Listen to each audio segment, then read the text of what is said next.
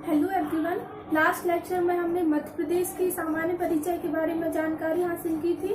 सामान्य परिचय हमने देखा था मध्य प्रदेश का कि सामान्य परिचय क्या है मध्य प्रदेश में, और इसके साथ में आज हम मध्य प्रदेश का प्राकृतिक विभाजन देखने वाले हैं। मध्य प्रदेश में कैसा प्राकृतिक विभाजन है, ठीक है। विभिन्न पठारों को हम देखेंगे, कौन कौन से पठार मध्य प्रदेश में स्थित है। तो इस प्रकार से आज हम मध्य प्रदेश का प्राकृतिक विभाजन देखने वाले हैं, ठीक है। तो चलिए हम शुरू करते हैं। तो देखिए, मध्य प्रदेश का प्राकृतिक विभाजन जो है, इसे कितने भागों में विभाजित किया गया है प्राकृतिक रूप में। इसके पहले यह जानना जरूरी है कि मध्य प्रदेश किस लैंड का हिस्सा है, मतलब अंगारा लैंड का या गोंडवाना लैंड का। तो हमें याद रखना है कि मध्य प्रदेश गोंडवाना लैंड का हिस्सा है, ठीक है।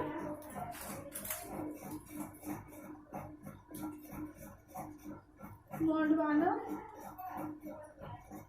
लैंड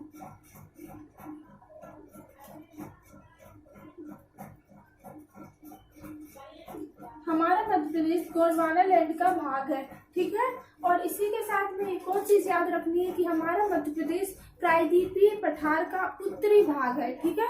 ये है प्रायद्वीपीय पठार हमारे भारत का यह दक्षिणी भाग ही प्रायद्वीपीय पठार कहलाता है, और इसका उत्तरी भाग हमारा मध्य प्रदेश है, ठीक है। तो इसका उत्तरी भाग ही प्रायद्वीपीय पठार का उत्तरी भाग हमारा मध्य प्रदेश है, और हमारा मध्य प्रदेश गोंडवाना लैंड का भाग है, ठीक है। अब इसके बाद हम बात करते हैं कि इसे कितने भागों में विभाजित किया गया है। तो मध्य प्रदेश को कुल 7 भागों में विभाजित किया गया है, जैसा कि हम यहाँ पे देखेंगे। लेकिन इसके पहले भी इसे 3 भागों में विभाजित किया गया है, ठीक है। ये 3 भाग है: मध्य उच्च प्रदेश, सतपुड़ा मैकल श्रेणी और पूर्वी उच्च पठार।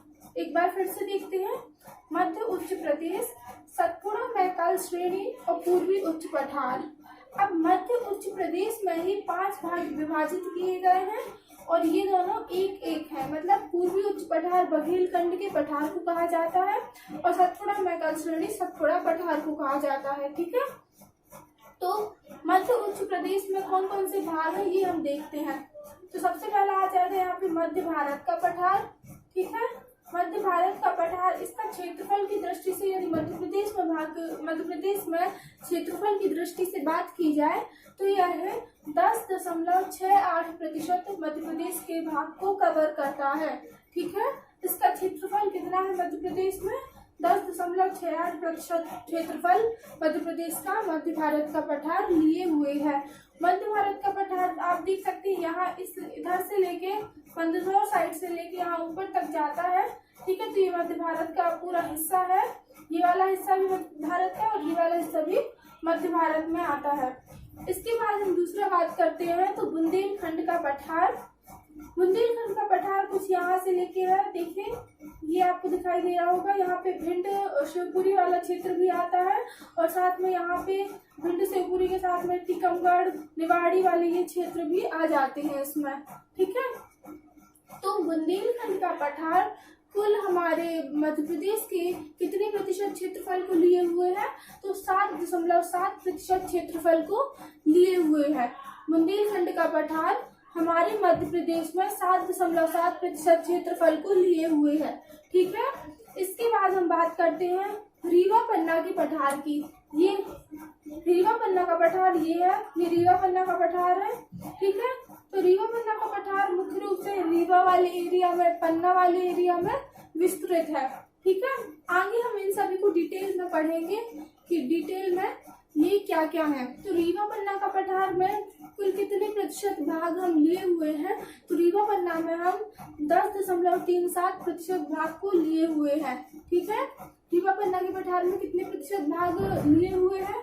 तो रीवा पन्ना का पठार मध्य प्रदेश का 10.37% भाग लिए हुए हैं। इसके बाद बात करते हैं मालवा के पठार की। मालवा का पठार कितने प्रतिशत भाग को लिए हुए हैं? तो यह 28% सर्वाधिक भाग को लिए हुए हैं। मध्य प्रदेश में सर्वाधिक क्षेत्रफल जो है मालवा के पठार का ही है। कितना है? तो 28% क्षेत्रफल मालवा के पठार का है, ठीक है। इसके बाद बात करते हैं मध्य उच्च प्रदेश के 5वें भाग की, जो कि है नर्मदा सोन घाटी। नर्मदा सोन घाटी यहाँ से लेके यहाँ तक विस्तृत है, ठीक है। इसमें बहुत सारे जिले समाहित हैं। तो नर्मदा सोन घाटी में कौन कौन से जिले हैं? इंदौर हो गया हमारे, खंडवा खरगोन वाला थोड़ा थोड़ा ऊपरी क्षेत्र हो गए, धार बड़वानी धार वाला क्षेत्र हो गया। ठीक है, तो इस तरह से ये कुछ क्षेत्रों को लिए हुए हैं और मुख्य रूप से यह कितने प्रतिशत क्षेत्रफल को लिए हुए है, तो यह 27.92% क्षेत्रफल को लिए हुए हैं मध्य प्रदेश के। कहीं कहीं यह 26% भी मिलता है, तो कंफ्यूज मत होइएगा, दोनों मुख्य रूप से यह 27.92% क्षेत्रफल सही है। ठीक है, तो 27.92% क्षेत्रफल को यह लिए हुए है। अब हम बात करते हैं सतपुड़ा मैकाल श्रेणी की। इसके 5 भाग हमने देख लिए हैं। इसके पांचों भाग हमने देख लिए हैं।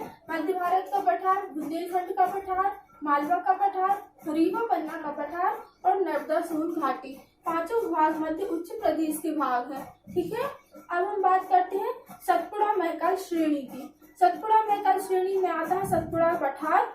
ठीक है, सतपुड़ा पठार मध्य प्रदेश के कितने प्रतिशत क्षेत्रफल को लिए हुए हैं, तो यह लिए हुए है 11% क्षेत्रफल को।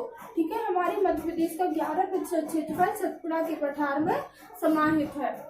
इसके बाद बात करते हैं हम पूर्वी उच्च पठार की, जो कि है बघेलखंड का पठार। ठीक है, बघेलखंड का पठार जो है मध्य प्रदेश में 7% क्षेत्रफल को लिए हुए है। 7% क्षेत्रफल में यह बघेलखंड का पठार विस्तृत है।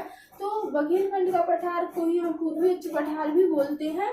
इसके साथ में हमारे देखिए 7 डिवीजन जो है, 7 विभाजन क्षेत्र है, वो कंप्लीट हो गए हैं। तो पहला हो गया हमारा मध्य भारत का पठार, बुंदेलखंड का पठार, मालवा का पठार, रीवा पन्ना का पठार और नर्मदा सोन घाटी, और ये पांचों विभाग हैं मध्य उच्च प्रदेश का। ठीक है, इसके बाद बात करते हैं सतपुड़ा मैकाल श्रेणी की, जिसमें आ जाता है सतपुड़ा का पठार। पूर्वी उच्च पठार की बात करें तो इसमें आ जाता है बघेलखंड का पठार। ठीक है, और ये हमारा मध्य प्रदेश गोंडवाना लैंड का भाग है और ये प्रायद्वीपीय पठार का उत्तरी भाग है। ठीक है, तो इसके साथ में हमने ये 7 प्राकृतिक विभाजन वाले क्षेत्र देख लिए हैं। अब हम एक एक करके सभी क्षेत्रों के बारे में कुछ डिटेल पढ़ेंगे जो कि इम्पोर्टेंट है। तो हम शुरू करेंगे मध्य भारत के पठार से।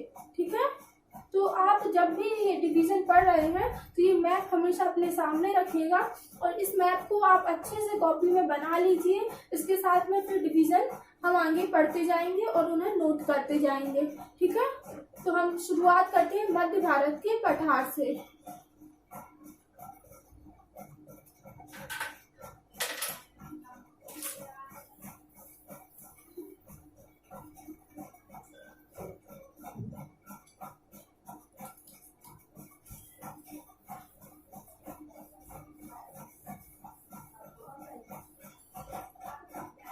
तो शुरुआत करते हैं हम मध्य भारत के पठार के साथ में। मध्य भारत के पठार के बारे में हम देखते हैं कि क्या क्या है, इसके बारे में हमें जरूरी है, इम्पोर्टेंट फैक्ट जो हमें पढ़ने चाहिए। तो देखिए, सबसे पहले तो इसकी स्थिति देखेंगे।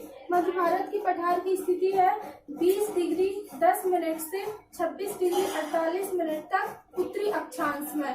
20 डिग्री 10 मिनट से 26 डिग्री 48 मिनट तक उत्तरी अक्षांश में।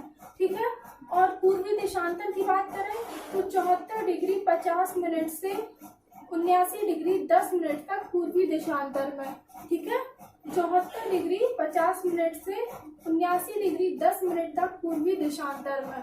इस प्रकार से इसका अक्षांशीय विस्तार हमने देख लिया है और देशांतरीय विस्तार भी हमने देख लिया है। अब आगे बात करते हैं चट्टानें कौन कौन सी है मध्य भारत के पठार में। तो मध्य भारत के पठार में कुड़प्पा क्रम की चट्टानें हैं, विंध्यन क्रम की चट्टानें हैं और दक्कन ट्रेप की चट्टानें पाई जाती हैं। अब यहाँ पर मध्य भारत के पठार कौन कौन से जिलों में हम कह सकते हैं कि मध्य भारत का पठार इन जिलों में आता है। तो देखिए कौन कौन से जिले सम्मिलित हैं। भिंड, मुरैना, ग्वालियर, शिवपुरी, मंदसौर, गुना और ऊपरी नीमच, नीमच का ऊपरी भाग। ठीक है, भिंड, मुरैना, ग्वालियर, शिवपुरी, मंदसौर, गुना और ऊपरी नीमच। ये जैसे जैसे हम पढ़ रहे हैं इसके आप वैसे वैसे ही नोट्स प्रिपेयर करते जाएं, तो इससे आपके ये एग्जाम पॉइंट ऑफ व्यू से बहुत अच्छा होगा। तो चलिए आगे बढ़ते हैं। जलवायु यहाँ की महाद्वीपीय प्रकार की जलवायु पाई जाती है, मतलब न गर्मी में बहुत अधिक गर्मी पड़ती है, न सर्दी में बहुत अधिक सर्दी रहती है। ठीक है, आगे बात बात करते हैं नदियों की। मध्य भारत के पठार में चंबल, काली सिंध और पार्वती मुख्य रूप से नदियां पाई जाती हैं। कौन कौन सी पाई जाती हैं? चंबल, काली सिंध और पार्वती। ठीक है। अब आगे बात करते हैं फसलों की।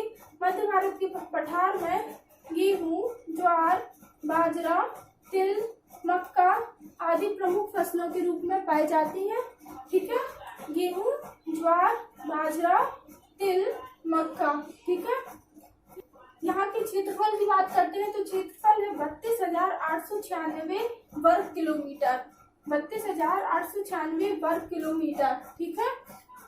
वर्षा की बात करें तो यहाँ पे 75 सेंटीमीटर से भी कम वर्षा होती है, यानी वर्षा बहुत कम होती है। और भिंड क्षेत्र में सबसे कम वर्षा होती है। तो जो भिंड क्षेत्र है, ये भिंड क्षेत्र, यहाँ पे वर्षा सबसे कम होती है।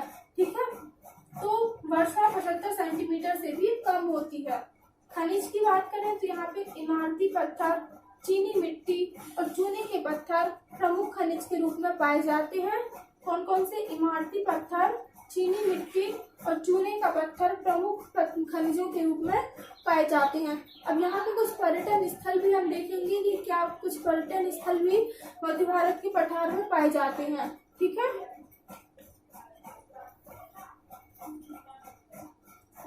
तो ये सारे पॉइंट आप अच्छे से नोट कर लीजिएगा।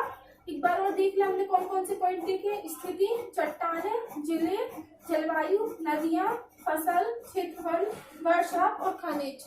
ठीक है।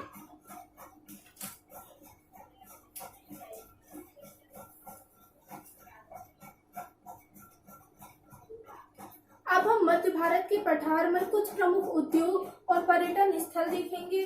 देखिए, मध्य भारत के पठार के कुछ प्रमुख उद्योग या औद्योगिक क्षेत्र की बात करें तो भिंड का मालनपुर औद्योगिक केंद्र प्रमुख औद्योगिक क्षेत्र है। ठीक है। इसके साथ में यहाँ से खैर से कत्था बनाया जाता है। तो यहाँ पे खैर से कत्था शिवपुरी में और बानमोर, मुरैना में बनाया जाता है। ठीक है। शिवपुरी में और बानमोर, मुरैना में। चीनी कारखाने की बात करें तो डबरा, ग्वालियर में और कैलारस, मुरैना में। डबरा, ग्वालियर में और कैलारस, मुरैना में प्रमुख चीनी कारखाने हैं। तो मध्य भारत के पठार में कुछ औद्योगिक क्षेत्र भी हमने देख लिए हैं। अब इसके बाद पर्यटन स्थल की बात करते हैं। यहाँ पर ग्वालियर का किला, गुजरी महल, सास बहू का मंदिर और तेली का मंदिर प्रमुख पर्यटन स्थल है। ठीक है। पर्यटन स्थल कौन कौन से हैं? ग्वालियर का किला, गुजरी महल, सास बहू का मंदिर और तेली का मंदिर प्रमुख पर्यटन स्थल है। ठीक है।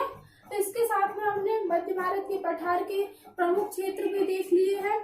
मध्य भारत के पठार में हमने स्थिति, जलवायु, वर्षा का वितरण किस तरह का रहता है, नदियां कौन कौन सी है, क्षेत्रफल क्या है, इसके साथ में इसके उद्योग, पर्यटन स्थल, फसलें और खनिज आदि को देख लिया है। तो इन सभी को हमें अच्छे से याद रखना है। इसके बाद हम अगले लेक्चर में बात करेंगे बुंदेलखंड के पठार की। हमने यहाँ पे पढ़ा है तो इसके अच्छे से नोट्स प्रिपेयर कर लीजिए। तो ये बहुत इंपॉर्टेंट हो जाते हैं एग्जाम पॉइंट ऑफ व्यू से। तो चलिए आज के लेक्चर को यहीं पे एंड करते हैं। Thank you so much.